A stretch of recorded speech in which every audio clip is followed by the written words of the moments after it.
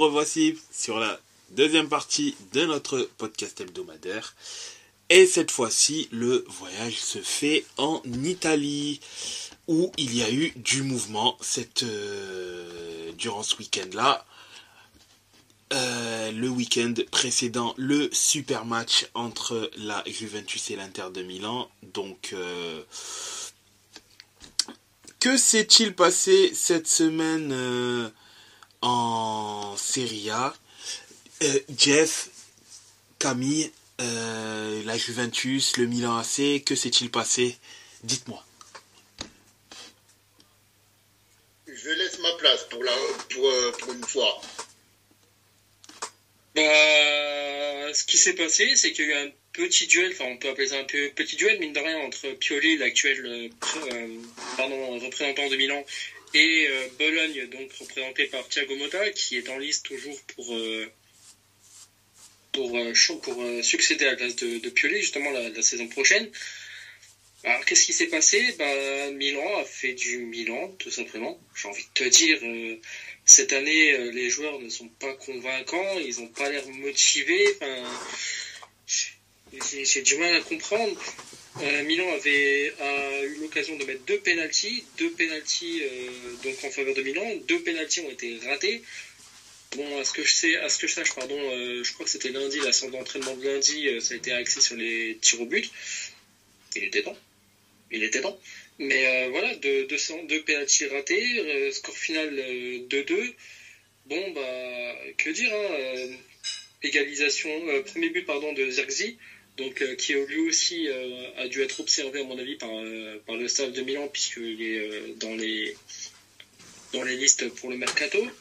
Égalisation ensuite de Loftus-Cheek, notre sauveur de la saison, après avoir un penalty raté par Giroud. Ensuite, penalty raté cette fois-ci par Théo Hernandez. J'ai oublié un but quelque part. Je ne crois pourtant pas. Un penalty aussi de Orsolini en fin de match, du côté de Bologne. Bon, voilà, résultat 2-2, quelques remplacements forcément, hein, mais pour une fois pas de blessure, en tout cas rien de très sérieux. Et voilà, moi ce que je peux dire, c'est qu'il y a un sérieux manque d'implication. Le match aurait pu être prenable. Beaucoup de personnes vont critiquer le travail de Pioli, etc. Mais je m'excuse, mais au bout d'un moment, t'as l'occasion de mettre deux pénaltys, tu les rates tous les deux. Bon, ok, Giroud, la limite, il a 37 ans, la limite, on veut bien lui excuser, hein, il a 40 000 ans, c'est l'heure de prendre sa retraite.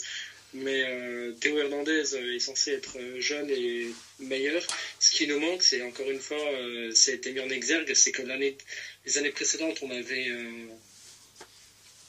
Franck Kessé qui était tireur de penalty. On l'a vu pendant la CAN, il parvient à mettre des buts avec penalty. C'est ce qui manque à Milan. Un tireur de penalty, un tireur de coup franc, de coup de pied arrêté, pardon. Ah bon? Et on voit que c'est là que le bas blesse. Ah mais c'est bizarre ça. N'y a-t-il pas un joueur de nationalité turque qui remplissait ce rôle-là et qui remplit excellemment ce rôle-là à l'Inter de Milan en plus, qui était au Milan je crois en plus et qui est parti gratuit du Milan, je pense. Je suis pas sûr. Ah, tu crois? Ouais, je pense, ouais. Il s'appellerait pas il a un nom bizarre comme ça, Kakaloglu, Glouglou, Ifoglu. Non mais Cyrus, je sais pas si t'as capté, mais en fait, c'est un peu leur spécialité de laisser les tireurs de coups de pied arrêtés très très performants gratuitement. Ça fait une petite dizaine d'années, je crois qu'ils ont fait. Ouais. Ils ont fait une spécialité du côté des Rossoneri, que ça soit les joueurs turcs, que ça soit les anciennes gloires italiennes. Ils aiment bien laisser les mecs talentueux sur coup de pied arrêtés partir gratuitement. Alors pour le cas de Kessié, pardon, c'est pas le staff de Milan, c'est Kessié qui était le premier. D'ailleurs, c'était au moment de la CAN, à ce moment-là, où il disait que dès qu'il a fini la CAN, il va rentrer à Milan et il va régler les histoires de renouvellement.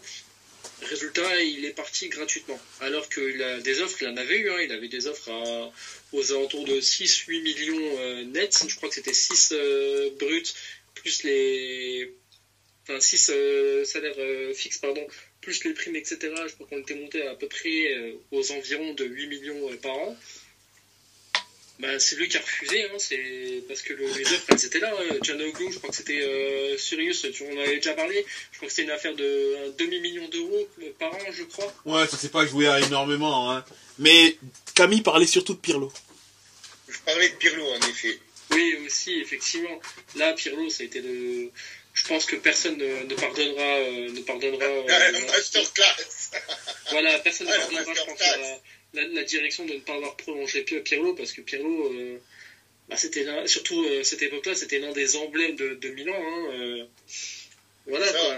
Donc, Bah, il y a un... Maestro Andrea, quoi. Quand j'ai vu qu'il arrivait chez nous, j'ai fait... Non. J'ai fait... Attends, c'est une blague. c'est pas J'ai fait, possible. attends, c'est le mec, il incarne la dualité milanaise, quoi, au milieu de terrain avec Gattuso. Il arrive chez nous, gratuit. J'ai fait... Alors là, chapeau. Alors, franchement, on a chopé des Vidal, des Pogba, des machins comme ça. C'était des bons prospects à bien développer et tout, mais Andrea Pirlo, gratuit, j'ai fait. D'accord, à quel moment ça marche, mais d'accord, on valide. Bah, après, il y a eu un coach, un génie, qui a jugé que Pirlo n'était plus au niveau et éventuellement plus adapté. Bon. Oui. Oui, il y en a eu quelques-uns comme ça, mais on a parfois des génies aussi comme coach. Et parfois, il y a même le même génie qui va d'un club à l'autre. Et qui fait de la merde d'un club à l'autre. Je ne désigne évidemment personne. Toute ressemblance avec une personne dont le prénom commence par Massimiliano et dont le nom termine par Allegri serait totalement fortuite. Exactement, on ne vise jamais quelqu'un en particulier. C'est seulement pas de name dropping. Et du coup, Jeff, si tu as fini sur la situation du Milan. Alors, juste un tout petit mot, après j'ai quasiment fini. Oui. Comme je le disais tout à l'heure, par rapport au changement de coach l'année prochaine, pour l'instant c'est Conte qui est le plus en vue. Il y a des contacts avec Ibrahimovic, mais pour l'instant c'est pas des contacts très formels. Alors moi personnellement, voilà, on va pas redire ce qu'on a déjà dit plusieurs fois en podcast, hein, mais j'ai très très peur si Conte est là. J'ai déjà que on se doute qu'il y a au moins un joueur qui va partir cet été. Je ne sais pas, mais en tout cas, on se doute qu'il y aura une vente. Mais alors, si Conte vient, je crois que c'est tout l'effectif qui va partir. Donc, j'espère que c'est pas lui qui va venir. On espère un petit coup de surprise avec du Conte à tout va, et finalement, c'est l'arrivée de Motta. J'espère ce coup de masterclass. Mais à part ça, j'ai fini. Je vais essayer d'être le plus, comment dire, mesuré dans mes propos concernant en tout cas ce qui s'est passé du côté de la Juventus. La Juventus qui jouait ce week-end contre Empoli, juste avant le big match comme on l'a dit face à l'Inter. Une Juve sans Rabiot, une Juve sans Chiesa, et une Juve rapidement réduite à 10 dans ce match, avec une faute d'Arkadiusz Milik à la 18e. La Juve qui avait bien commencé son match, mais un tacle de Milik, évidemment, qui fait faute, comme je vous l'ai déjà dit en off, mes chers camarades, il y a faute. Mais ce n'est pas ça qui me chagrine dans l'histoire. L'histoire qui me chagrine, c'est que des tacles comme ça, on en a tous les week-ends, presque. Et c'est pas tous les week-ends qu'il y a des cartons rouges. Et étonnamment, la VAR s'est réveillée. Comme de par hasard, le match juste avant l'Inter. Miracolo! Oh, la Juve à 10 pendant quasiment toute la rencontre. Oh, miracle, on a déjà presque plus d'attaquants et on se fait encore suspendre un joueur, une cartouche pour le week-end de la semaine prochaine. Oh, miracle, encore un coup du sort contre la Juve. C'est fatigant, c'est fatigant. Alors la Juve a réussi en seconde période à ouvrir le score quand même, grâce à notre homme fort, Monsieur DV9, Dujan Vlahovic, encore et toujours lui. Il s'est réveillé et j'espère qu'il sera là. J'espère qu'il va remarquer comme au match aller. Mais c'est fatigant et bon, on va pas dire que je vais pas faire ma mauvaise langue plus longtemps et dire que l'Empoli a fait un mauvais match. L'Empoli a fait le match qu'ils avaient à faire. Ils ont eu du coup quasiment une supériorité numérique 80% du match. Donc ils ont eu le ballon. Donc ils ont fait tourner le ballon. Ils nous ont fatigués. Et à 20 minutes du terme, ils nous ont égalisés. Ils ont été à armes égales, je dirais. À niveau égal avec nous. Et donc, au final, c'est logique qu'ils fassent match nul. Mais on en a gros, comme diraient certains personnages de Kaamelott, on en a gros sur ce match-là. Et pour moi, quand même, vous aurez du mal à m'enlever de la tête que cette VAR qui ne fonctionne, qui ne réagit jamais sur ce genre de tacle, nous mettre ça juste avant le match de l'Inter, il y a un petit goût de le petit os dans le poulet, tu vois. Il devrait pas être là, mais il est là.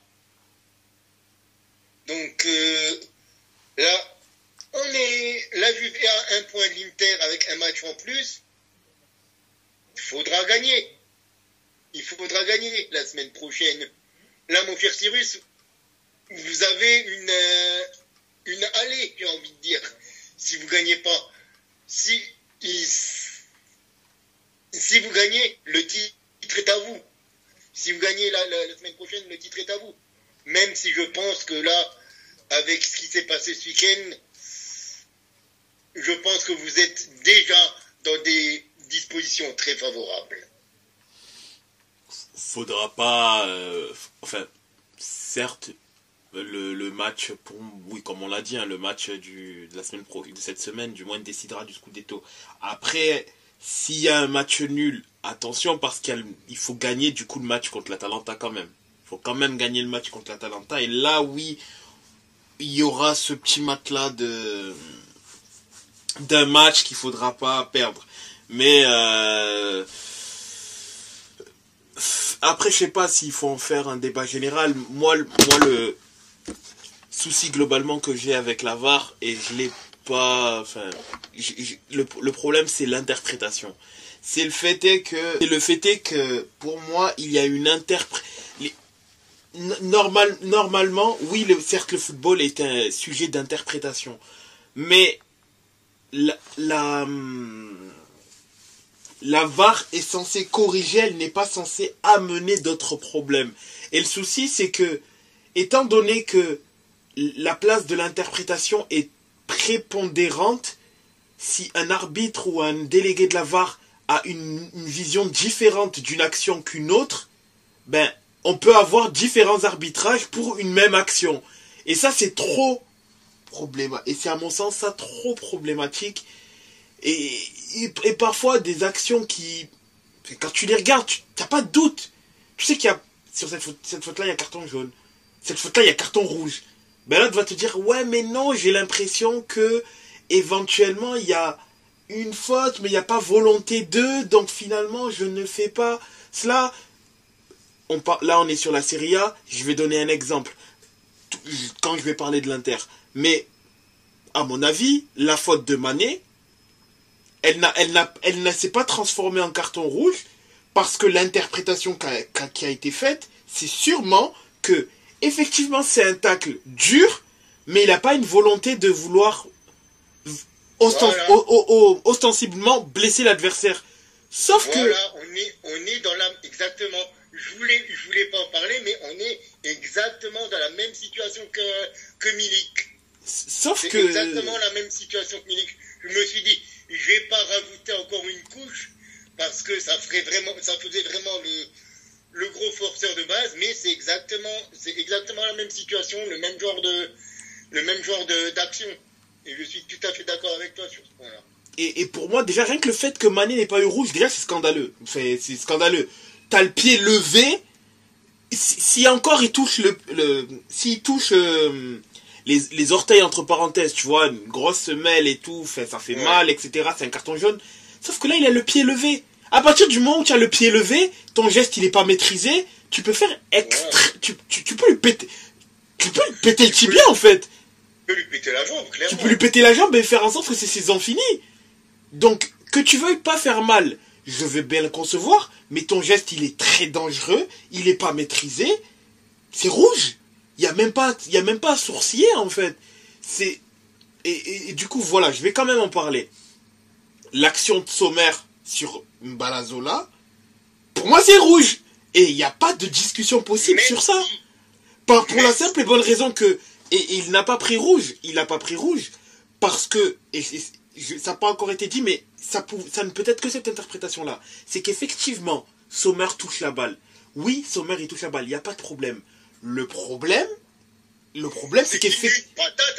Exactement. Le problème est que il lui met un coup de poing dans la tronche. C'est ça, c'est que sa main traîne. Rien d'autre à dire. C'est que sa main droite, il me semble. Sa main droite traîne et elle va directement sur le visage de Mbalazola. Et à partir du moment, oui, t'es le gardien, oui, t'es à la base protégé, sauf que, oui, t'es protégé, mais ton geste doit être propre à 100%. Si tu sors, c'est que tu dois avoir la balle. Si tu sors et que t'as pas la balle, tu fais faute. Voilà. Et donc, oui, tu peux retourner la chose de toutes les façons que tu veux. Il y a faute. Et il y a rouge. Il y a faute, et voilà, comme tu es gardien, dernier défenseur, tu es dans ta surface, c'est carton rouge. Mais il n'y a pas. Mais il n'y a pas. C'est comme sur le 1-0, la poussette de Lautaro. On peut dire que les deux se chamaillent, mais il y en a un qui est debout et l'autre qui est par terre, seul devant le but et qui met une tête. Et c'est quand même... Et sur cette action-là, comme je l'avais dit en off, pour moi, alors, il y a faute des deux côtés. C'est ça le souci de cette action-là. C'est que, effectivement, sur cette action-là, bien évidemment qu'il y a faute de Lautaro. Enfin, ça, il n'y a pas besoin de l'affirmer. Enfin, suffit pas d'être un génie pour comprendre qu'il y a faute. Donc, on en a discuté en off. Tu vois, les deux se poussent. Mais si les deux se poussent, le joueur de la Vio pousse, mais Lautaro aussi. Donc, du coup, l'action devrait être arrêtée parce que il y a faute, tout simplement. C'est ça, s'il y a faute d'un des deux, il y a faute. C'est ça, et le problème... Et en football, 1 plus 1, ça fait pas 0. C'est ça, ça fait... c'est pas un plus et un moins, ça s'annule pas, quoi, en football. Parce que la solution la plus juste, à mon sens, sur cette action-là, c'est que tu fasses retirer le corner. Parce que le problème, c'est que si en fait t'agis pour un ou pour l'autre, c'est que tu légitimes son action. Si tu siffles faute défensive et donc que Lautaro tu siffles uniquement le fait que Lautaro le pousse, mais derrière tu légitimes le fait que le défenseur ait le droit d'empêcher l'attaquant de pouvoir attaquer la balle en le tenant. Sauf que si tu ne siffles pas pour Lautaro, contre Lautaro, tu légitimes le fait que il ait le droit de pousser comme ça un défenseur, alors que sur le principe, il ne joue pas en premier lieu la balle. Certes, il se déplace pour avoir la balle, mais en faisant ce geste-là, il montre qu'il se préoccupe du défenseur. Et donc, tu peux pas agir pour l'un sans aller au détriment de l'autre. Dans ce cas-là, il faut que tu refasses tirer le corner en indiquant, hé, les gars, vous calmez-vous. tous les deux, on refait l'action. Ou sinon, je vous mets carton jaune aux deux et voilà. Après, je ne sais pas si c'est concrètement possible de faire quelque chose pareil. Et c'est pour ça qu'en fait, sur cette action-là, c'est dur en fait de dire quoi faire. Là, je peux concevoir qu'il y ait un point de divergence. Parce que pour le coup, les deux sont coupables. Et si tu tranches en faveur d'un des deux, tu valides sa faute. Tu valides sa faute, c'est ça. Mais effectivement, ce type de cas-là, je pense que dans le futur, il faudrait quand même qu'il y ait quelque chose qui soit fait. Donc là, il y a quand même, tu vois, un point de divergence sur cette action-là. Oui. Mais par contre, la faute de Sommer, il n'y a pas de divergence, il y a rouge. Il y a rouge, quoi. Et tu comprends aussi, du coup, mon énervement ce week-end en off, quand j'ai vu les erreurs de la Juve, les erreurs de l'Inter, j'ai regardé et fait, ça fait beaucoup là quand même. Et je me suis dit, là, au bout d'un moment, ça fait beaucoup. Il y a ça, il y a ça, il y a ça, il y a ça. Et fait, au bout d'un moment, faut pas nous prendre pour des pigeons là quand même. À un moment, si vous voulez pas faire les choses comme il faut, moi j'ai pas de souci. On donne le titre et puis voilà, c'est bien. Tu fais Miss Cousy et puis voilà. Mais bon, comme dit le slogan, non mola remaille, on n'abandonne jamais et puis tout va se jouer, enfin une grosse partie va se jouer ce week-end. Une grosse partie va se jouer le week-end prochain. Et bonheur aux vainqueurs, malheur aux vaincus. Si je peux m'exprimer comme ça. Alors qu'on peut passer sur le live et puis dire que le Maroc vient d'obtenir un penalty face à l'Afrique du Sud qui menait 1-0 pour l'instant. Alors qu'on joue la 85e minute et que c'est le Parisien il l'a mis sur la barre, le péno. Au point de pénalty. Il l'a mis sur la barre. Oui.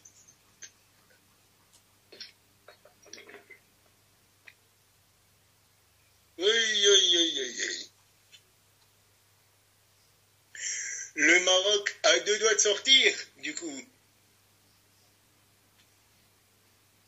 Le Maroc a 2 doigts de sortir. Encore un favori qui est à 2 doigts de quitter cette CAN après l'Algérie, après le Sénégal. C'est le Maroc qui est à 5 minutes plus le traditionnel de sortir. Mais restons pour l'instant en Serie A pour voir encore ce que les autres clubs ont fait. Mon cher Cyrus, tu peux peut-être nous parler du coup du match qu'a fait l'Inter face à la Fiorentina, parce qu'on a déjà un petit peu décortiqué, mais on n'a pas le déroulé du match. Effectivement, parce qu'il n'y a pas eu que cette action-là Donc en soi, l'action qu'on a décortiquée, c'est l'action qui amène le but et le seul but du match. Hein. Donc le 19e but en 19 matchs pour Lautaro Martinez, toujours meilleur buteur du championnat sur un corner d'Aslani, puisque titulaire suite à la suspension pour trop de cartons jaunes de Çalhanoğlu, l'habituel tireur de coups de pied arrêté, n'en déplaise à Jeff, et Barella. Et Barella, donc Aslani était propulsé titulaire, et donc c'est lui qui est à la passe décisive pour le but de Martinez. La Fiorentina a également eu un penalty totalement justifié, au passage en seconde mi-temps. Un penalty qui s'est transformé en passe, puisque vu l'exécution du penalty, c'est... Peut-être que Nicolas Gonzalez, sachant que l'Inter a grand passif au niveau des goléadors argentins, s'est dit, bon, je vais essayer de plaider ma cause et de faire en sorte que, pourquoi pas, je puisse moi aussi essayer d'avoir un futur transfert à l'Inter. Il a décidé de faire une petite passe à Sommer, et donc a complètement raté son penalty, un tir aussi mou que la vitesse d'un bébé de 6 mois. Mais donc à part ça, ce fut quand même un match assez difficile. Ce fut quand même un match assez compliqué. Une Fiorentina quand même assez joueuse, difficile à manœuvrer, qui mérite bien son classement. Hein. C'est une équipe de haut tableau qui joue les premiers rôles. Quand je dis premier rôle, c'est qu'ils jouent l'Europe, hein, clairement, cette saison-là, qui monte en puissance. Et franchement, très content d'avoir gagné ce match-là, puisque forcément ça a une incidence suite au mauvais résultat de la Juve et de l'AC Milan. Ça fait passer l'Inter premier avec un match en moins, mais c'est surtout le fait que voilà, la Fio est une équipe sérieuse, une équipe avec des joueurs talentueux, et c'est très très très très positif d'avoir pu réussir à déjà préserver la cage inviolée, et surtout gagner ce match-là qui ajoute une dose de confiance à l'Inter quant à son The match contre la Juve qui arrivera donc le 4. Soit ce week-end.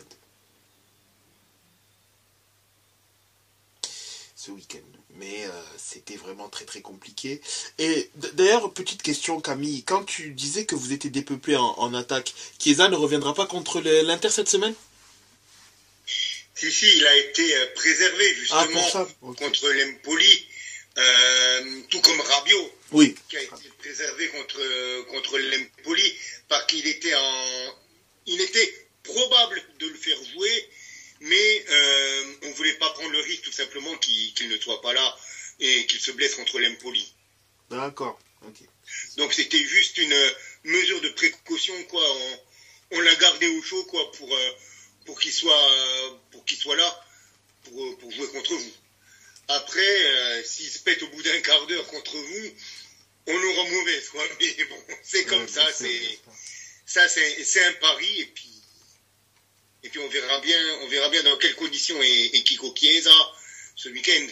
Normalement, il est en forme. Normalement, il s'est entraîné tout normalement. Il devrait être là.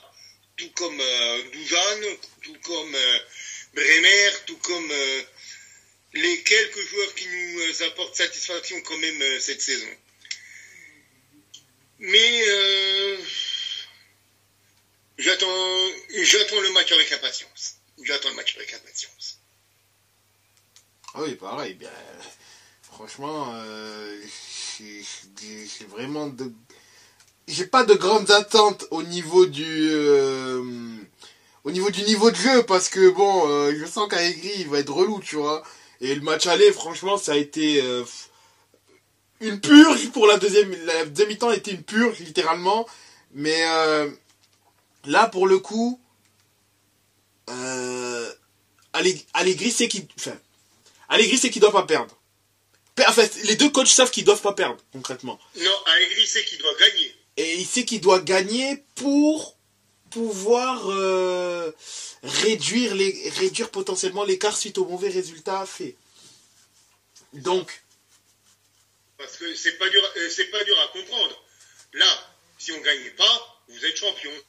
Bon, pas mathématiquement, mais on va pas se le cacher. Si vous gagnez ce week-end, vous serez à 57 points, vous serez à 4 points avec un match en moins. Exact. C'est très compliqué quand même. Un match en moins, et surtout le fameux goal average particulier qui va avec nous. Donc à partir de là,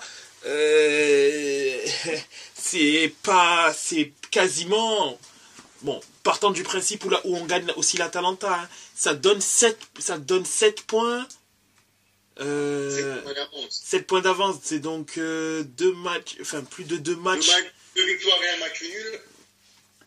2 victoires et un match nul.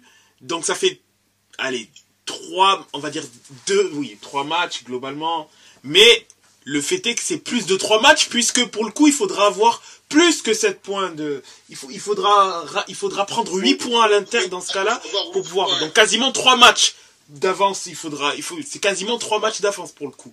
Donc là, certes, serait qu'en février, mais ça sentirait quand même extrêmement bon pour le Scudetto. Clairement. Voilà.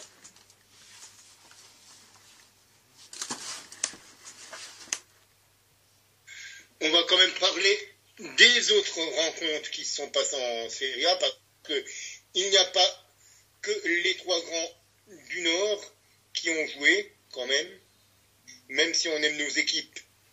On a eu le De Rossi Bowl, les débuts du De Rossi Bowl avec un 2-1 de la Roma sur la pelouse de la Salernitana, avec un penalty de Dybala et un but du capitaine Pellegrini. La réduction du score de Castanos pour la Salernitana. Donc, début pour l'instant probant pour l'ancien milieu de terrain de la Roma sur le banc. Exact, mine de On rien. a une Atalanta qui s'impose 2-0 face à l'Udinese, notamment grâce à l'international italien Scamacca. Le Lazio et le Napoli se sont neutralisés 0-0 à l'Olimpico. Le Genoa a gagné 2-1 face à Lecce. Le Torino est allé s'imposer sur la pelouse du Cagliari 2-1. L'Hellas Vérone et Frosinone ont fait 1-1, avec notamment un but d'un joueur appartenant à la Juve, Caio Jorge. Et le Monza est allé s'imposer chez eux à domicile face à Sassuolo 1-0. Ce qui nous donne au classement, comme on l'a dit, l'Inter premier, alors que juste avant de continuer le classement, le deuxième but de l'Afrique du Sud qui sort définitivement le Maroc dans cette CAN des surprises. Donc pour reprendre le classement de la Serie A, la Juventus est deuxième à 1 point, suivi du Milan, de l'Atalanta qui forme le top 4.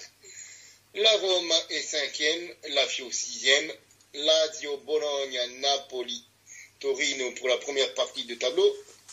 Le Genoa est 11e, 12e Monza, Frosinone, Lecce, Sassuolo. L'Hellas Vérone, l'Udinese est le premier non relégable, Cagliari, l'Empoli et la Salernitana sont relégables. Alors qu'on peut remarquer le magnifique coup franc du joueur de l'Afrique du Sud, Mokoena, pour le 2-0 de l'Afrique du Sud. Et le Maroc, les Lions de l'Atlas qui sont atterrés. Ah, cette Coupe d'Afrique, elle est vraiment... Elle est particulière. Elle est particulière, mes amis. Ah, c'est terrible. Franchement, avec un Maroc qui finit également à 10, avec l'expulsion de Sofiane Amrabat, il y a quelques minutes. Cette CAN est particulière, et tu nous la débriefes très bien dans tes podcasts, mon cher Cyrus. Mais on va vraiment de surprise en surprise dans cette CAN 2023-2024. Exactement, on va vraiment de surprise en surprise. Et il ne fait pas bon être un favori, j'ai l'impression. Exactement. Comme le dit un certain créateur de contenu, le mot ne soyez pas complexé n'a jamais autant eu son sens que dans cette compétition-là. Clairement, les équipes jouent sans complexe, ne regardent pas le pédigré de l'équipe Et mine de rien, c'est celles qui osent le plus qui sont récompensées. Là où dans les championnats, des fois on se dit « Oh, on aime bien cette équipe-là, elle produit du jeu, etc. » Mais elle ne finit peut-être pas dans le classement auquel on se dirait on aimerait les voir par rapport à ce qu'ils font. Par exemple, un Brighton, on loue le jeu, etc. Mais on les a pas vus en Ligue des Champions, tu vois, par exemple. On aurait aimé, tu vois, les voir produire ce qu'ils produisent en Ligue des Champions. Quoique, en Ligue Europa, ils ont terminé premiers de leur groupe, attention. Mais là, pour le coup... Ils ont pas été dégoûtants. Oui, exactement. Mais là, pour le coup, voir vraiment dans une compétition, autant d'équipes qu'on voyait... Bon, après, concernant le Sénégal, la malédiction du vainqueur, elle date pas d'hier. Hein. C'est pas d'aujourd'hui que le vainqueur de la précédente CAN n'arrive pas à passer les huitièmes. Hein. Ça date quand même de plus d'une décennie. Mais au-delà de ça, c'est vraiment que ce soit pendant les phases de poule ou là, sur les phases à élimination directe, franchement, t'as de quoi devenir fou. T'as pas de certitude. Enfin, tu peux pas avoir de certitude parce qu'au final, si tu te bases sur oui, mais cette équipe-là, elle semble être plus faible, etc. Ouais, mais non, sur le terrain, l'équipe qui a le plus faim, celle qui va le plus montrer, c'est elle qui peut potentiellement le faire. Après, au vu du tableau maintenant, j'ai envie quand même de voir certains matchs. J'ai envie de voir un Côte d'Ivoire-Congo en demi-finale de CAN. J'ai vraiment envie de le voir parce que là, vraiment, ça va être explosif et on va pas manquer d'ambiance, etc. Mais... ça risque de péter. Mais vraiment, c'est fou. C'est fou. Et pour le coup, ceux qui regardent pas cette CAN, franchement, vous ratez quelque chose. Franchement, pour le coup, vous ratez quelque chose. Que ce soit en termes de niveau de jeu, en termes de spectacle, en termes de retournement de situation, de suspense. T'as tout, en fait. Tu t'ennuies pas, t'as des surprises, t'as des événements auxquels tu ne t'y attends pas. La Côte d'Ivoire, elle a dû se prendre pour un mathématicien pendant 5 jours. Aujourd'hui, elle est en quart de finale. Elle est plus vivante que jamais. Le Sénégal fait 3 sur 3. Elle se fait piteusement éliminer. L'Algérie qui est en fin de cycle. L'Égypte qui la joue petit bras et cette fois-ci elle se fait punir. Le Maroc qu'on voyait tous comme étant l'un des méga favoris au vu de ce qu'ils ont montré à la Coupe du Monde. Ben maintenant ils sortent en 8e de finale. Ils n'arrivent toujours pas à passer ce cap d'écart. Enfin... Il y a des équipes comme le Nigeria qu'on voyait vraiment très déséquilibrées qui sont encore là. Des équipes qu'on n'aurait pas forcément mis sur le devant de la scène comme le Cap-Vert qui sont là. L'Angola également aussi. C'est vrai. L'Angola. Les Palancas Negras qui...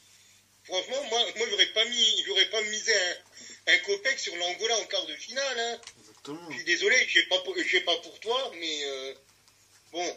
Et puis il y a des équipes comme tu parlais du Congo avant. Et quand tu regardes en fait, tu te dis au début, le Congo, et quand tu regardes les effectifs, tu dis, mais oui, mais il y a plein de joueurs en fait qu'on connaît dans ces équipes-là. Mais c'est pas étonnant au final qu'ils arrivent là. Parce que c'est des garçons qui sont habitués en fait au haut niveau. C'est ça. Et il suffit que la mayonnaise prenne à un moment ou à un autre, et on en est là. On en est là que, comme tu dis, les petits se rebellent par rapport aux gros, et que en fait, une équipe vaille mieux que beaucoup de bons joueurs, mais qui ne jouent pas ensemble. Exactement.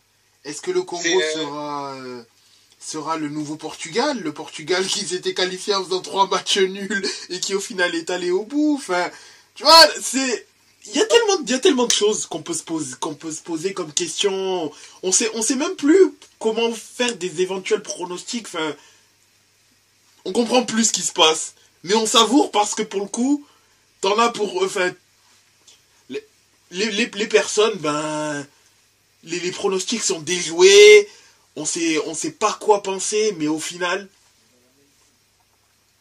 c'est le football en fait, c'est le football qu'on aime.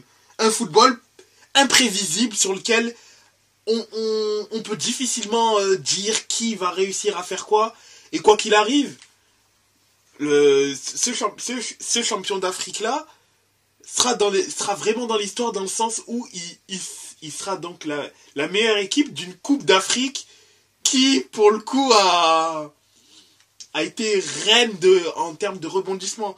Et vraiment, bon, on est en quart de finale, c'est bientôt la fin. Ça se terminera dans pas très longtemps. Mais pour le coup, j'ai hâte de la CAN 2025 au Maroc. Pour le coup, j'ai vraiment très hâte de me dire, mais qu'est-ce qui va se passer? Qu'est-ce qui nous réserve? Et surtout, pour la prochaine CAN, je pourrais pas accepter que le niveau ne soit pas ne monte pas crescendo. Ce qu'ils nous ont amené, ce qu'ils nous ont offert cette année-là, on veut tout le temps ça. Ils nous ont apporté ce qu'ils nous ont apporté. Maintenant, on veut quelque chose d'un niveau similaire. On pourra pas se contenter d'avoir quelque chose. Non, parce que on a pu voir quand même avec cette CAN-là que on peut difficilement critiquer les stades. Les stades sont très beaux, d'un très bon niveau. Pelouse très très belle également.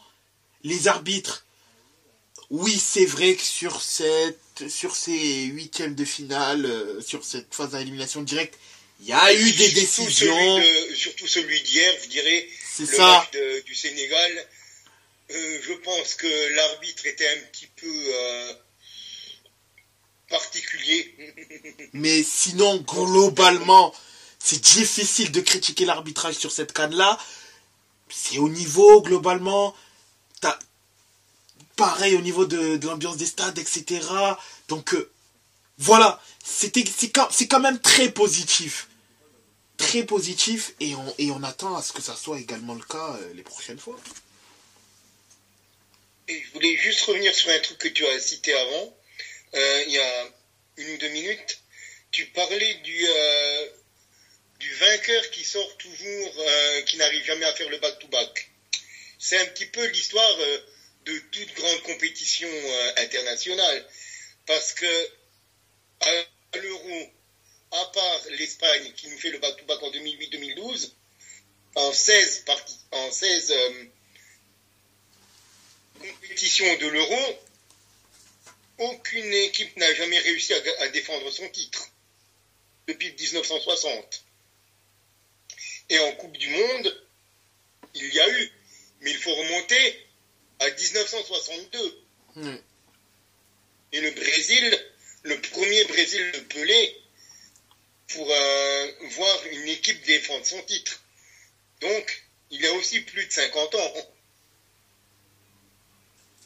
Après... Et c'est d'ailleurs, il me semble d'ailleurs que avec les toutes premières CAN, c'est la seule fois où une équipe a gardé son titre. Le Brésil et l'Italie en 34 et en 38.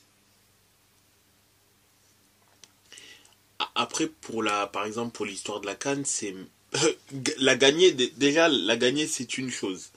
C'est réussir à passer les quarts de finale. C'est que là, ça fait même, je pense même quasiment 20 ans.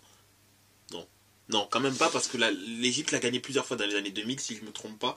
Mais ça fait plus d'une dizaine d'années que le vainqueur de la CAN n'arrive même pas à aller au-delà des quarts de finale. Donc, déjà, retourner en finale, 2 fois, c'est très très difficile. Très compliqué. La plupart du temps, c'est soit ils ne sont même pas qualifiés, soit ils finissent en 8e.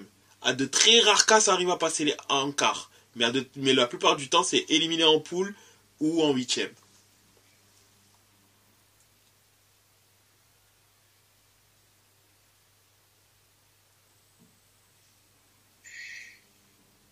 De toute façon, même sur les mondiaux, si tu regardes, à part l'équipe de France, là, les dernières Coupes du Monde, le champion du monde était aussi très très mal en point.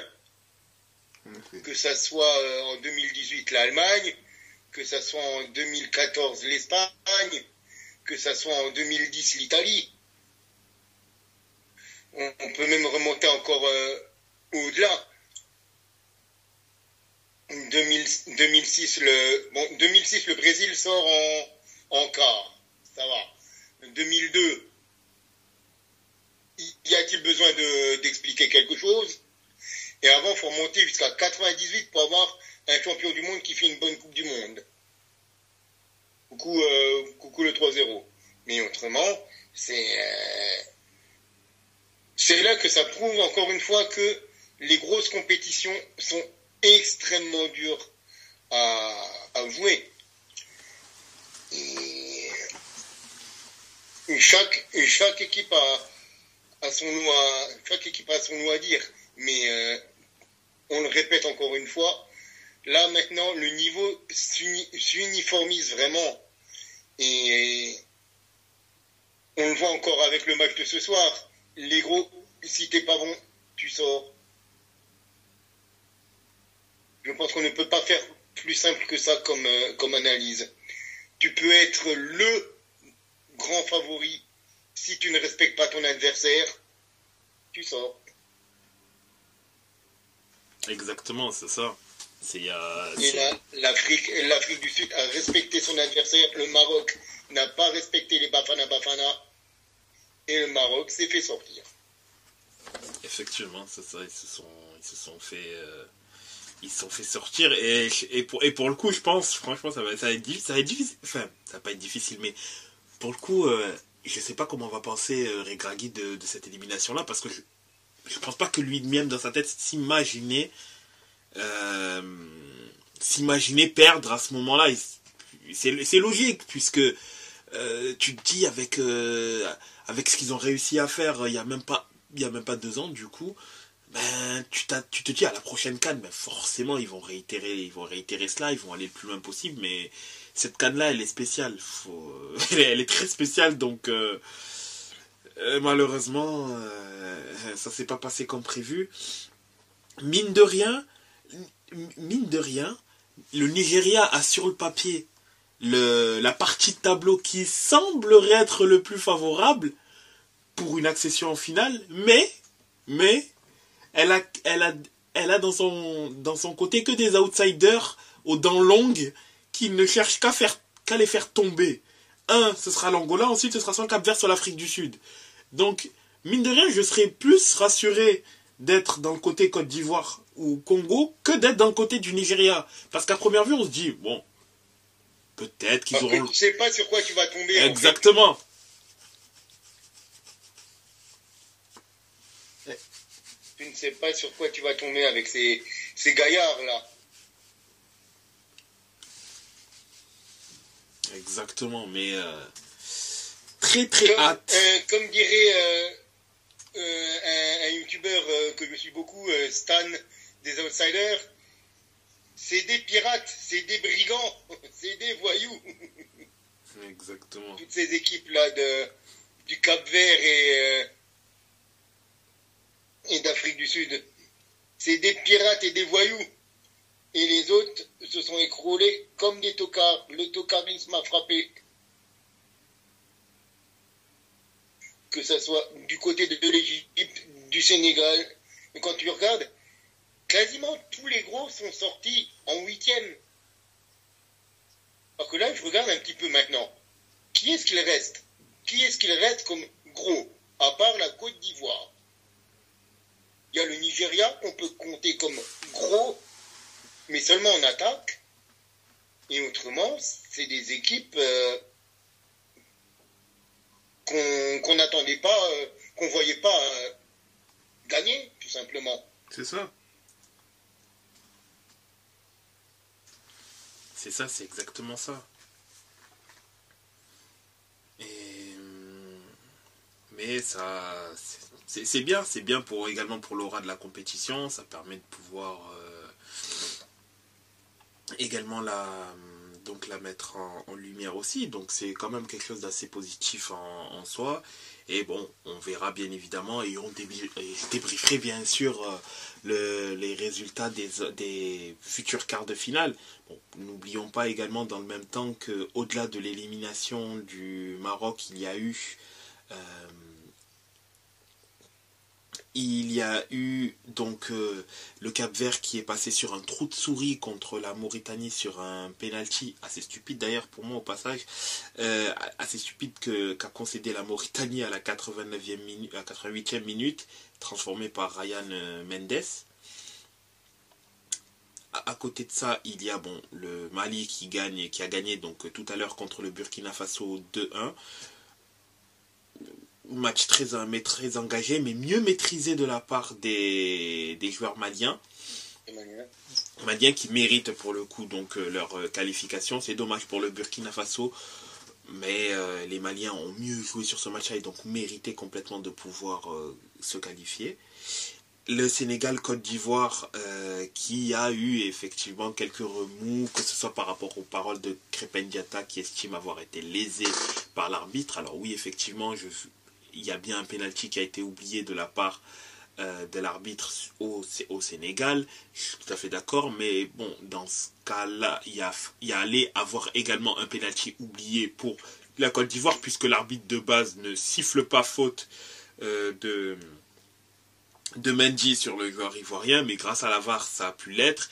Mais il y a surtout le fait que Mané, à la 9e minute, il aurait dû être expulsé et jouer à 11 contre 10 et à 10 contre 11 avec ta star de l'équipe absente. C'est absolument pas le même match. Donc, voilà. C'est pas la même mayonnaise. C'est pas la même mayonnaise. Donc, l'équilibre, donc déjà voilà, je peux pas parler d'équilibrage puisque jouer à 10 contre 11 et le fait d'avoir un penalty, c'est deux choses complètement différentes. Jouer à 10 contre 11 implique qu'éventuellement Aliou Cissé aurait fait sortir peut-être un offensif ou pas, mais ce qui est sûr, c'est que ça change complètement la physionomie du match. Par contre, malheureusement pour le Sénégal et bien heureusement pour la Côte d'Ivoire, Aliou Cissé pour ce match-là, pour moi, fait un coaching qu'on appelle un coaching de peureux, pour la simple et bonne raison que après le but, le Sénégal s'est globalement arrêté de jouer. Là où elle aurait dû, pour moi, faire en sorte d'enfoncer le clou, pour moi, c'est globalement arrêter de jouer, c'est contenter d'être assez attentiste, et d'attendre le fait que la Côte d'Ivoire, puisse ou pas essayer de marquer pour ensuite éventuellement les prendre en compte. J'ai trouvé ça petit bras, assez décevant de leur part. La Côte d'Ivoire a derrière été récompensée par ses efforts, par le penalty transformé par Franck Amine Kessié. D'ailleurs, les remplaçants qui sont entrés en jeu ont énormément apporté, que ça soit Pépé, que ça soit également Haller, Kessié, ils ont tous apporté sur ce match-là. Également, Jean-Michel Seri a complètement justifié. Jean-Michel Seri qui a fait un match de fou. Exactement, qui franchement pour le coup a bien mérité le fait d'avoir été lancé sur cette canne-là, puisqu'il n'avait pas eu une minute, ce que moi je trouvais quand même ça étrange, puisque ça reste quand même un joueur qui a du ballon, qui a du football dans les pieds, et l'association des trois au milieu de terrain ivoirien, ça ne fonctionne, que ce soit Sangaré, Fofana et Kessié, ça ne marchait pas forcément, et donc sur le coup il fallait faire des changements. Et là, le fait d'amener Seri titulaire, ça a complètement changé les choses. Et je pense que Seri mérite complètement sur le prochain match d'être titulaire. Après, à voir. Est-ce que Kessié pourra être encore sur le banc un match? Je ne sais pas, mais peut-être pour le bien de la nation, il le fera. Et rentrer en super sub, ça lui fera du bien. Mais en tout cas, toujours est-il que malheureusement, le Sénégal a payé sa suffisance. Pour moi, je pense vraiment que le Sénégal a payé sa suffisance et ça lui a porté préjudice. Ça lui a totalement porté préjudice, c'est ce qui a fait qu'elle a été éliminée. Et là, le Maroc, effectivement, le match s'est terminé. Le Maroc a été éliminé 2-0 par l'Afrique du Sud. Un énième coup de tonnerre sur cette CAN, on est au final habitué. Le Maroc qui a cette malédiction de ne pas passer les quarts de finale, de ne pas aller au-delà des quarts de finale. c'est vraiment, pour le coup, très très dommage. C'est une équipe talentueuse qui a des très bons joueurs à tous les postes. En plus, sur le papier, on estimait légitimement que c'était un favori. Hein. Mais bon, cette CAN-là est pas comme les autres. Et donc,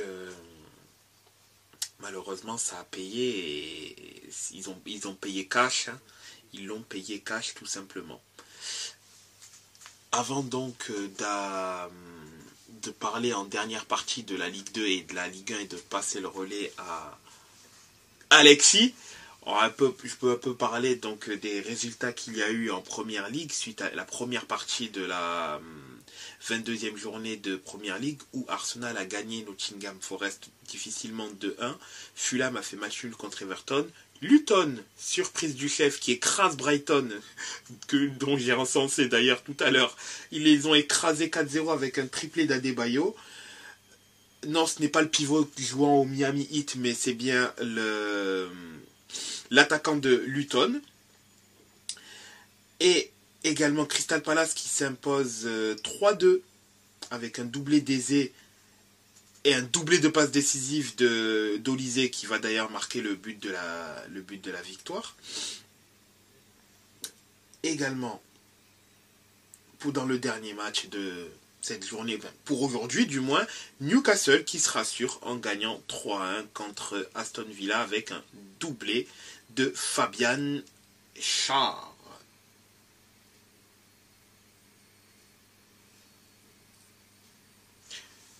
Et super, très bon. Merci de nous avoir fait partager du coup les résultats de Première Ligue. Et on précisera que Adebayo n'est pas non plus l'ancien musclore qui était à un moment dans les différentes ligues anglaises, qui faisait 1m80 pour plus de 130 kg. Le musculeux Adebayo Akinfenwa, et qui n'a non plus aucun rapport avec Emmanuel Adebayor, l'ancien buteur togolais du FC Metz. Exactement, en effet. Alors, sur ces belles paroles, on vous rejoint tout de suite pour la dernière partie et la partie française. Exactement.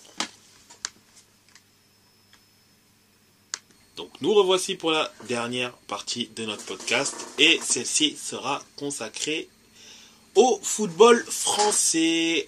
Première étape, la Ligue 2 et ensuite la Ligue 1. Alexis, dis-nous tout. Que s'est-il passé en Ligue 2 cette semaine, en sachant que je pense qu'il y a des choses positives à dire pour une fois. Donc je pense pas que tu te priveras de nous les indiquer. Dis-nous tout. Ah oui, effectivement, il y a il y a pas mal de choses à dire pardon, hein, mais putain, ça fait plaisir de supporter les Girondins depuis une dizaine de jours, enfin depuis même ce début d'année 2024,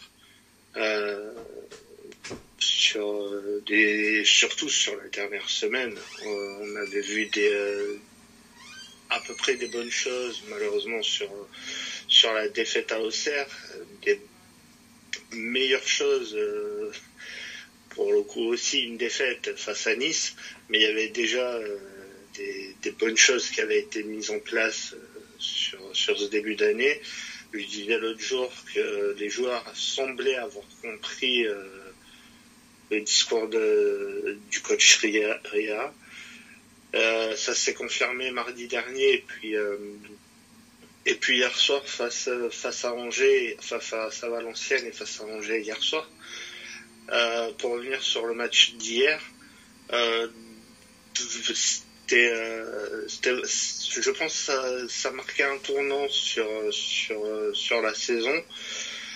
Au niveau du match, alors c'est pareil, hein, c'est les premières mi-temps du côté des Girondins, ça reste vraiment très très poussif et très très et pas faible, mais très compliqué. Donc on recevait hier Angers, qui était du coup passé deuxième ce week-end avec le match nul d'Auxerre. Donc on recevait Angers. On passera à la première mi-temps, puis au niveau de la deuxième mi-temps, c'était beaucoup mieux. Des occasions des deux côtés, même plus du côté d'Angers quand même si Bordeaux a quand même eu pas mal d'occasions. Et puis la 60 après l'heure de jeu ou à la 70e minute, Bordeaux qui ouvre le score par l'intermédiaire de David Ashvili sur un centre de Denis Volant. Donc voilà, on ouvre le score. Et puis une minute après, il fallait quand même bien qu'il se passe des choses bizarres dans ce match. Un carton rouge pour Marcelin du côté de Bordeaux. J'aime pas tirer sur l'ambulance, mais le joueur est clairement pas au niveau du club. Alors, il a un peu joué, c'est vrai, c'est très compliqué quand il est présent, puis voilà, donc je veux pas non plus trop l'accabler, mais on va dire qu'on a été meilleur à 10 contre 11 qu'à 11 contre 11. Donc voilà. Donc la victoire face à Angers, c'est quand même la première victoire face à un membre du top 3. Pour rappeler qu'on avait perdu les 2 matchs face à Auxerre et on avait perdu le match aller face à Laval. Donc c'est une victoire qui fait énormément de bien, qui permet de continuer ce qui est mis en place depuis le début de cette année. Et qui, mine de rien, alors on va pas trop s'avancer, parce qu'on sait d'où on part, mais qui, mine de rien, remet le club à 6 points de cette fameuse cinquième place qualificative pour les barrages. Donc voilà, on sait d'où on part, c'est très compliqué, on a surtout l'impression en Ligue 2 que personne ne veut de cette 5e place, parce qu'il faudra se déplacer chez le 4e, puis après chez le 3e, et ensuite affronter le 16e de Ligue 1. Donc personne ne semble vouloir de cette place. On va pas cracher dessus. Si on peut la prendre, ben on la prendra, parce qu'il faut bien que quelqu'un la prenne. Et s'il faut la prendre, on la prendra. Donc voilà, une victoire qui fait beaucoup de bien. Comme je disais tout à l'heure, les joueurs semblent enfin avoir pris conscience des consignes du coach, tout en sachant qu'en plus hier il y avait eu des absents, enfin pas mal d'absents, une défense peu expérimentée parce qu'il y avait seulement Vital Ntimba qui avait quand même pas mal de matchs au compteur, mais derrière Marcelin, je pense pas qu'il doit dépasser les 20. On avait Biumla aussi qui est titulaire, non, qui est même pas titulaire depuis le début de la saison, qui doit être à même pas 5 matchs joués, et puis Ecomier qui doit en être à une dizaine, voire une quinzaine, pas plus. Donc c'était vraiment une défense très très jeune, peu expérimentée. Donc ça a tenu face à Angers. Donc voilà, c'est vraiment une bonne nouvelle cette victoire. Après la victoire du match de Valenciennes la semaine dernière, le match d'Angers qui reste dans la même lignée que le match de Valenciennes, où la première mi-temps était vraiment catastrophique. Et puis après, en 5 minutes, on a mis 2 buts permettant de mener 2-0. Valenciennes qui revient à 2-1 à 10 minutes de la fin. Puis là, on se dit que finalement, on va stresser, on va pas, c'est compliqué de supporter les Girondins. Mais au final, s'ils finiront par s'imposer dans les dernières minutes 3-1, donc voilà, 2 victoires à domicile, 6 points. C'est vraiment un bon retour sur ce début d'année. Donc voilà, comme on dit, pourvu que ça dure. Alors, on se déplace à 3 là, samedi. avant de recevoir Grenoble qui est 4e du championnat à la moitié du mois de février. Donc voilà, cette victoire d'hier peut marquer un tournant. Voilà, on verra au moins sur les 2 prochains matchs ce qu'ils sont capables de faire, et notamment, je répète, face à Grenoble qui est 4e actuellement du championnat. Et donc voilà ce que je pouvais dire sur le match des Bordelais, sauf si vous avez des questions en rapport. Alors, avant de passer au score. Alors, avant de passer au score, j'ai une petite question. Vu que tu nous avais quand même informé qu'il y avait la volonté de la part de Bordeaux de pouvoir chercher un actionnaire majoritaire, puisque tu avais dit minoritaire, mais il s'avère que c'était majoritaire, tu nous l'avais rectifié. Est-ce que pour l'instant, il semble y avoir eu des pistes où ça se risque de se décanter plutôt durant la fin de saison? Alors il y a un nom qui est sorti, je ne saurais pas le retrouver, mais il y a un nom qui serait sorti qui ferait partie des personnes voulant prendre des parts dans le club de Bordeaux. Ce serait l'actionnaire actuel peut-être je me trompe, hein, mais ce serait l'actionnaire un des actionnaires minoritaires de Liverpool. Il y en aurait d'autres à côté, mais concernant les discussions et tout ça, ça devrait vraiment commencer ça doit commencer à discuter, mais on devrait en savoir plus dans le courant du mois de février. Par contre, ça, je sais plus si je l'avais dit la semaine dernière, mais Lopez a dit que si vraiment il n'y avait pas s'il arrivait à s'entendre avec personne, il remettrait quand même la main au portefeuille cet été. Donc, ou cet hiver, je sais, pour cet été, je sais plus. Mais pour cet hiver, il a dit qu'il remettrait la main au portefeuille déjà pour combler la dette d'une dizaine de millions d'euros. Pour l'été, j'avoue que je sais pas, mais c'est ce qu'il a dit pour cet hiver. Donc après, pour les discussions, on sera plus sur le mois de février, début mars, peut-être un peu plus tard. Mais c'est les infos que on peut lire ici et là, à droite et à gauche. Ok, c'est intéressant à savoir. Et non, tu ne l'avais pas, c'était pas une information que l'on avait concernant le fait qu'il allait remettre, quoi qu'il arrive, la main au pot, que ce soit cet hiver ou cet été, s'il n'y a pas d'actionnaire minoritaire. Mais c'est une très bonne information à avoir et merci de la précision. Donc, du coup, si je peux donner les scores. Bien sûr.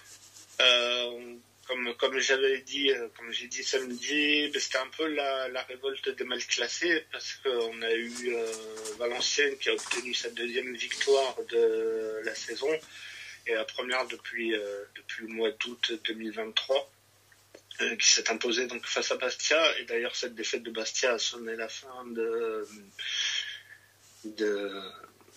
comment il s'appelle, Régis Brouard. Oui, c'est comme ça. Je sais plus si c'est son... Enfin bref.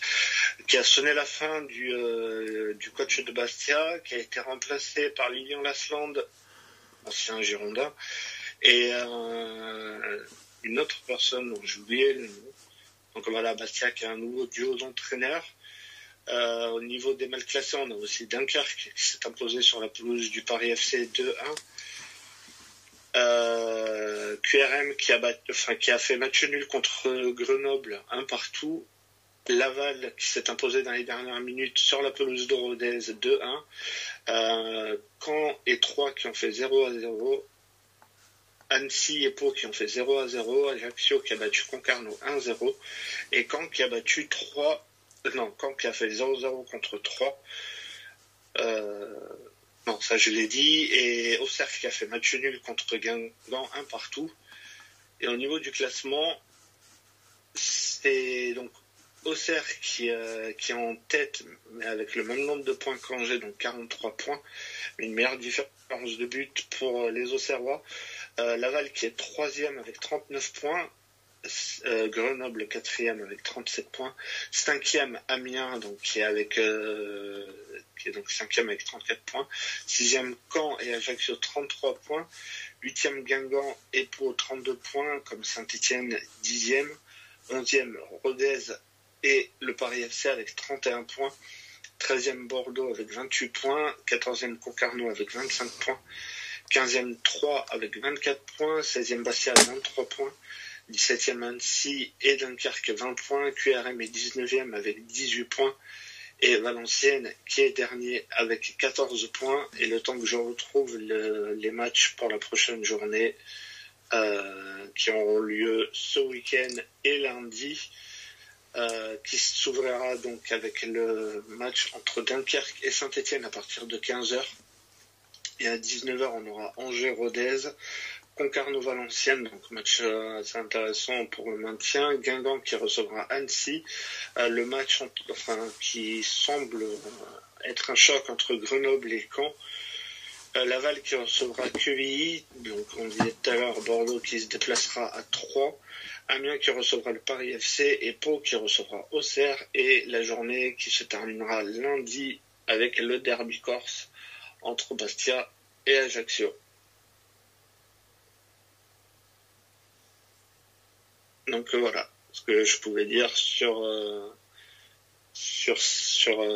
la Ligue 2. Et oui, du coup, c'est bien Régis Brouard qui s'appelle, donc qui n'est plus l'entraîneur de Bastia et qui a mis et Bastia qui a mis Lilian Lasland en place.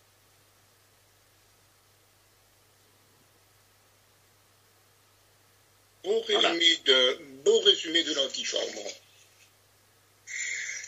Et comme je disais avant pour la Ligue 2 et la Ligue 1, la Bundesliga 1 et la Bundesliga 2, prenons l'ascenseur et montons dans l'élite de notre football hexagonal. Exact. Avec nos suiveurs de la Ligue 1. Donc, concernant cette journée de Ligue 1 qui a été quand même à rebondissement, pour en premier lieu Brest qui a fait un excellent match nul contre le PSG. Quand je dis excellent match nul, c'est Brest a rapidement été mené 2-0 durant ce match-là. Mais Brest ne s'est pas démonté, n'a pas eu peur, n'a pas eu ce complexe du petit face au PSG et a été fidèle, je trouve, à ses principes de jeu, ses préceptes de jeu qui font que cette année, Brest est l'une des équipes surprises du championnat et a donc égalisé par Camara et par Pereira Lage durant ce match-là. Mais ce que j'ai vraiment apprécié, bon, c'est une contre-performance de la part du PSG de faire match nul, mais bon, c'est pas du moins alarmant dans le sens où il y a quand même un gap en termes de points entre le PSG et le second. Mais du côté de Brest, je trouve que c'est un match très abouti et symbole de leur saison actuelle, hein, et plus d'équipes devraient jouer en étant décomplexées comme l'a fait Brest contre le PSG. Plus d'équipes devraient ne pas avoir peur de... Bon, ici, Brest a fait match nul, hein, mais d'éventuellement peut-être prendre une raclée, mais de ne pas céder à la peur en se disant oui, je joue contre une équipe qui sur papier est surpuissante. Ben dans ce cas-là, je vais jouer la défense et essayer de gratter le point, le petit 0-0. Parfois, mieux vaut mourir avec ses principes que plutôt de s'adapter et jouer à une stratégie de faible qui peut éventuellement passer, mais pas passer. On saluera toujours la petite équipe qui fera preuve d'audace face à un gros, plutôt que celle qui jouera peut-être petit bras et la facilité entre parenthèses qui serait de jouer la défense en indiquant oui mais moi je suis le petit, forcément j'ai moins de moyens et vous imaginez bien que face à Mbappé etc, je vais plus jouer la défense et non pas me découvrir, sinon je vais prendre une tôle. Mais dans tous les cas c'est extrême. Je trouve que c'est à saluer du moins le match nul courageux qui est parti chercher Brest. Lens. Évidemment. Et j'ai envie de mettre, si je devais mettre un joueur en lumière, ça a été Barcola, qui a été quand même un des non marquants de ce match, parce que c'est lui qui est passeur décisif sur le premier but, me semble-t-il, et c'est lui qui sera à l'affiche, on va dire, du dernier fait marquant de ce match, parce qu'il se prend un carton rouge dans le temps additionnel. C'est ça, oui, effectivement. Donc, Barcola est premier passeur décisif pour Asensio. Donc il a été protagoniste dans les bons et dans les mauvais coups. C'est ça, exactement. Et donc Kolo Muani qui poursuit son opération rédemption en marquant donc son 5e but en Ligue 1 cette année. Bien évidemment, sa saison n'est pas exempte de tout reproche à ce niveau-là, mais bon, la Ligue des Champions sera juge de paix. S'il fait de bonnes performances en Ligue des Champions, peut-être que ça masquera le fait que sa première saison au PSG, du moins j'allais dire en Ligue 1, mais c'est factuellement faux, que sa première saison avec le PSG ne fut pas une franche réussite. D'ailleurs, Barcola, pour le souligner, on est à mi-saison, pour moi c'est la meilleure recrue offensive du PSG. Et de loin. En même temps, les autres ont-ils vraiment eu l'impact qu'ils devaient avoir? Non, justement.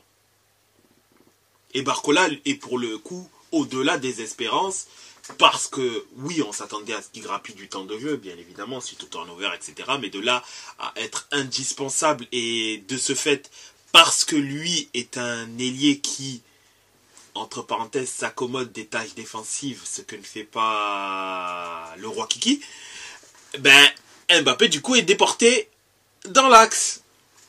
Et c'était, pour le coup, peut-être pas quelque chose d'assez facile à faire, mais pour des raisons tactiques, forcément, c'était peut-être plus possible pour Luis Enrique de laisser Mbappé à gauche, puisqu'il créait un trop gros déséquilibre.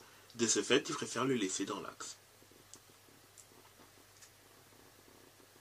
Mais de toute façon, maintenant, au PSG, Mbappé peut faire ce qu'il veut. Donc, il peut se tourner comme il veut.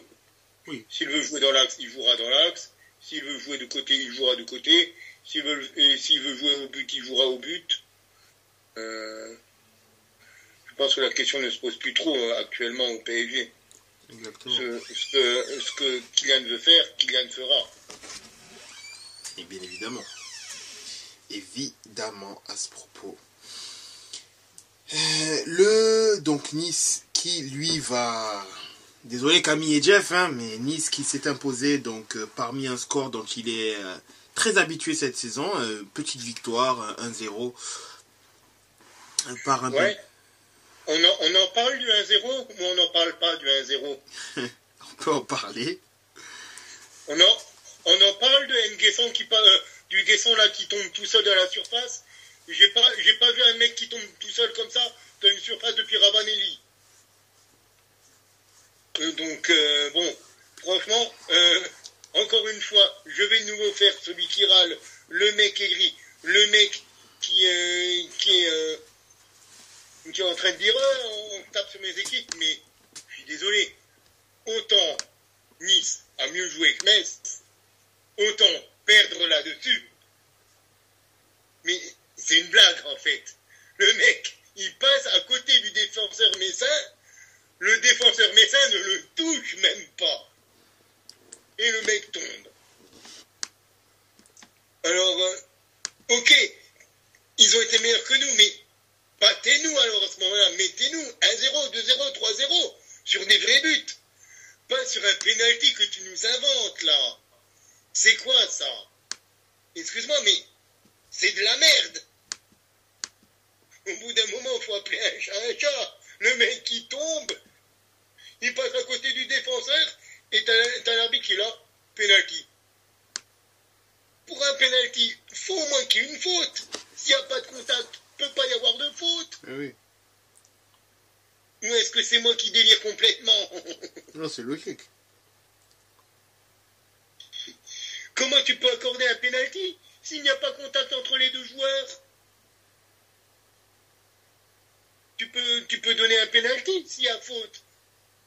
S'il y a faute, s'il y a des cartons rouges, comme Milik, comme Mané, comme le penalty d'Edouard Mendy hier avec le Sénégal. Il y a faute, tu donnes penalty. Mais quand il n'y a pas contact, tu peux pas donner penalty. Ben si, apparemment, si, hier, l'arbitre de Nice-Metz a décidé que même quand il n'y a pas de contact, tu peux donner des pénaltys. Et du coup, Metz qui était pas génial non plus, faut dire ce qui est. Là, c'est sur ce match, s'incline, mais pas sur ceux où ils auraient dû s'incliner en fait. On aurait dû s'incliner sur autre chose, mais là, on s'est fait avoir un petit peu quand même. On s'est un petit peu fait avoir sur ce but. On a perdu au point, mais on a perdu dans le jeu, on a perdu au point, mais le match, on a perdu sur un truc qu'on n'aurait pas dû avoir. Et encore une fois, je trouve ça dommageable. Effectivement, ça...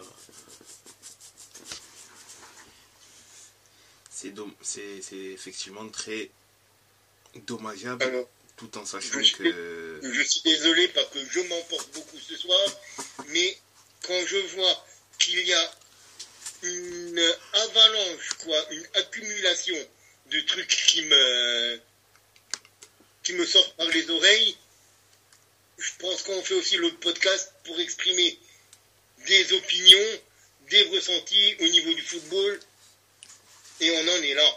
Exactement. Mes ressentis, c'est que les équipes que j'ai suivies se sont un peu fait manger la laine sur le dos ce week-end. Donc, encore une fois, je m'excuse par rapport aux gens qui vont nous écouter et qui m'entendront beaucoup râler cette semaine, mais on en a gros.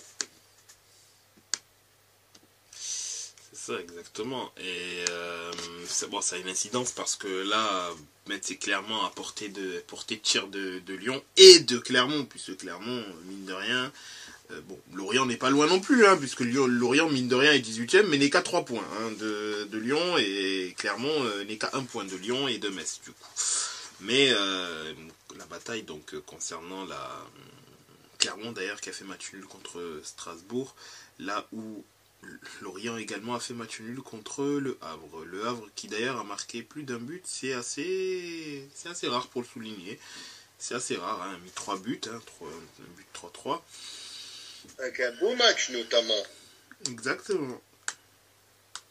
Très très beau match de la part des Lorientais, avec le retour d'un ancien, André Ayou, qui a mis un doublé. Oui.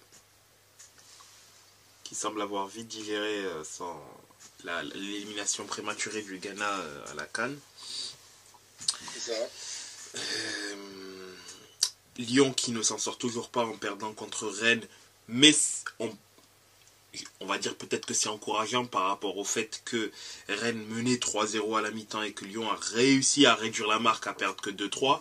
Peut-être le seul éventuel point positif qu'on peut citer concernant cette défaite-là, la réaction d'orgueil de la part des Lyonnais, même si au final ça donne une défaite 3-2. Marseille qui souffle toujours le chaud et le froid, et notamment à domicile ou étant à 11 contre 10 pendant l'écrasante majorité de la rencontre, puisque Maripan prend carton rouge à la 11e minute, donc 4 minutes avant que Ben Yedder ouvre la marque. L'OM n'arrive pas à 11 contre 10 pendant quasiment 80 minutes, puisqu'elle finira le match à 11 contre 9, puisque Zakaria prendra double carton jaune à la 86e minute, mais avec un joueur en moins pendant la majorité de la rencontre, puis 2 lors des 10 dernières minutes, l'OM n'a pas été foutu de gagner ce match-là. Très belle opération pour Monaco, puisque réduit à des joueurs en moins, elle a réussi à tenir le score. D'ailleurs, elle a mené 2 fois dans la rencontre. Bon, elle s'est fait rattraper, mais pour le coup, elle a réussi à mener 2 fois au score. L'OM, je pense que ce match-là, c'est quand même une faute professionnelle, le fait de ne pas gagner. Et ça souffle encore le chaud et le froid. L'OM qui est englué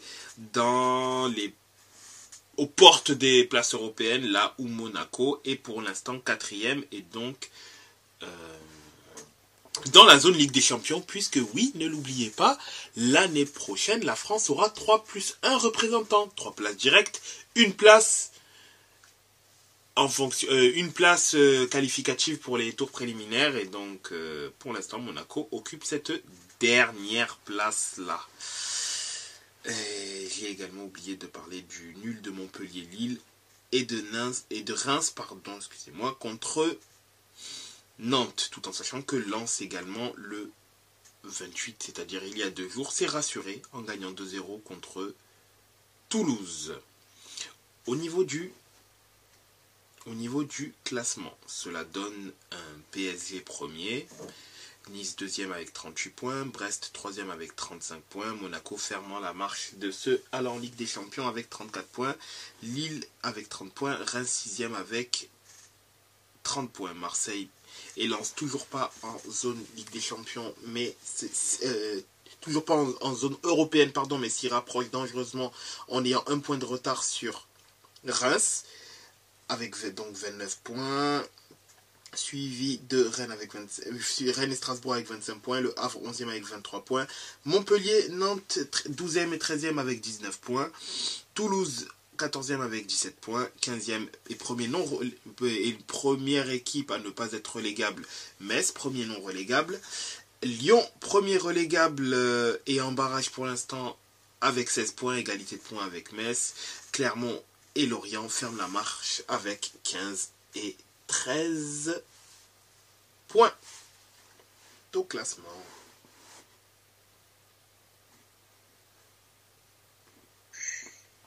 Et bien voilà, je crois qu'on a de nous fait le tour de l'Europe et de l'actualité footballistique. Effectivement. Mes chers collègues. Effectivement, pour l'instant du moins, puisqu'il y aura quand même d'autres matchs, que ce soit en Liga, en Première Ligue et dans les autres championnats, et à la CAN, dans lequel ça reprendra ce vendredi, et qu'on n'oubliera bien sûr pas de débriefer. Il y aura donc des matchs et on reviendra donc semaine prochaine pour parler de l'actualité footballistique de la semaine. Bien évidemment, certains matchs seront également débriefés courant week-end. Vous imaginez bien que le Juventus Inter sera automatiquement débriefé le dimanche. Je pense qu'il sera même débriefé à l'écrit et à l'oral, c'est ça exactement. Et donc concernant la CAN, il y aura toujours la rubrique Yes We Can pour pouvoir illustrer ce qui s'est passé durant ce week-end. Sur ce, je vous souhaite une excellente fin de soirée. Continuez à consommer du foot européen, africain, asiatique. On n'oublie pas la Coupe asiatique également qui se déroule également en ce moment. Et on se retrouvera la semaine prochaine pour de nouvelles aventures footballistiques. Portez-vous bien et à bientôt. À bientôt. Bonsoir tout le monde, à plus. Salut.